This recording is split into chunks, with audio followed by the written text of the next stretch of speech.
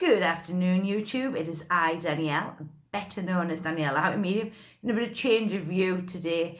I'm working from downstairs, so I thought, well, I'll just quickly pop on, do this video as it is a viewer's question, or a viewer asked me to do one on this particular subject matter.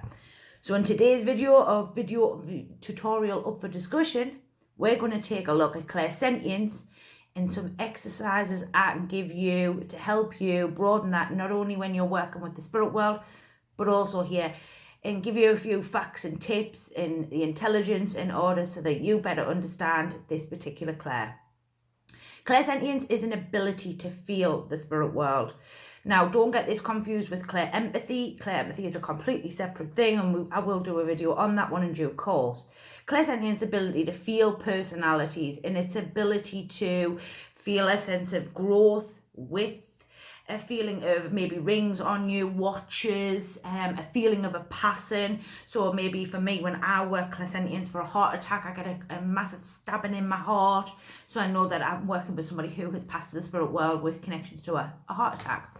So this is clairsentience. Clairsentience is used an awful lot in mediumship, but there is two parameters, and two I really want to sort of get down to people, and I am going to give you exercises for both so that you can understand both. So there is psychic clairvoyance. Now, psychic clairvoyance is this world. Then we have actual clairsentience, which is the spirit world, and using your clairsentience for the ability to work with the loved ones.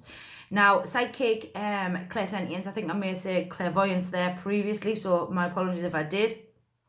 Psychic clairsentience is, like I say, an ability to read this world. So we're reading auric fields, we are reading other people intuitively.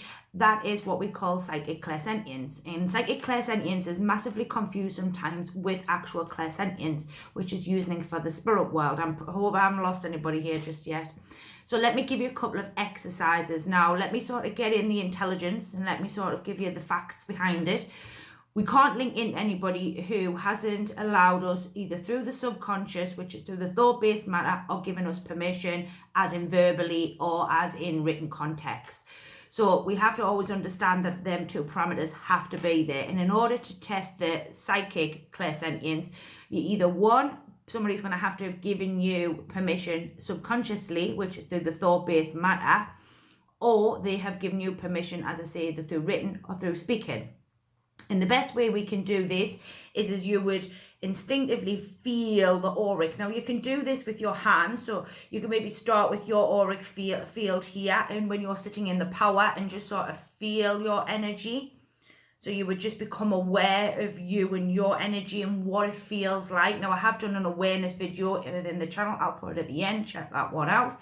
But you can also do this if you have a particular individual sitting in front of you, maybe a friend, a family member, whatever it may be.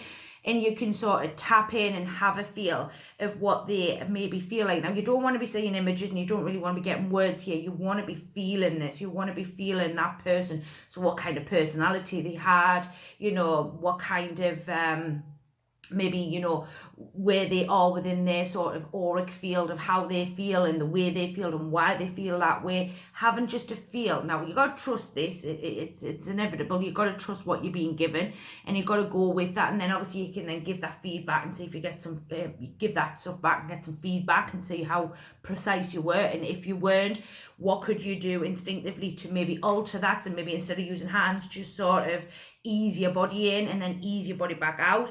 This is a one that you can do with friends. If you're doing it on your own, again, do the awareness video. It'll give you that link, gives you the psychic, and it also gives you the mediumistic ability.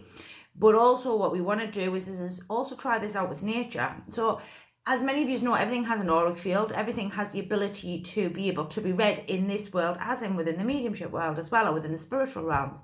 So make sure that you check out maybe linking in with a tree. Now, I know you might look at me a bit crazy, but it has an auric field.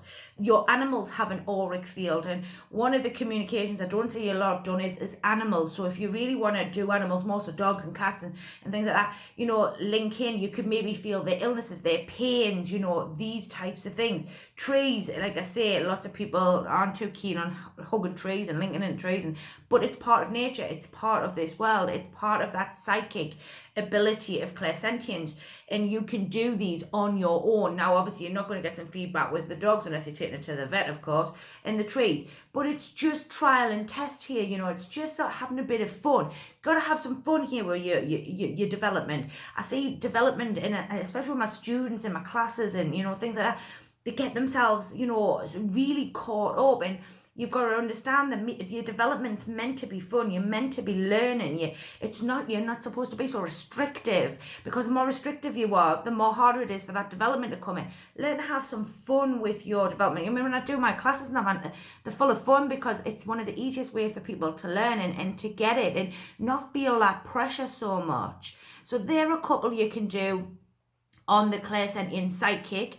Now we're going to take a look at the mediumistic side, which I would say is just Clairsentience. And for me personally, we've got one or two ways we can do this. We can either bring the guides in a great technique that I do with my students, and it's one of the most easiest ones I think for everybody, is to see which way that guide's coming in, and, you know, getting them to step in, step out, move them from side to side, you know, just becoming aware of that clairsentience.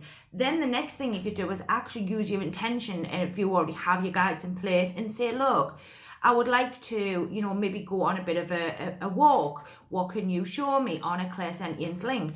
The guides will accommodate you. They will teach you that. They will help you with that development.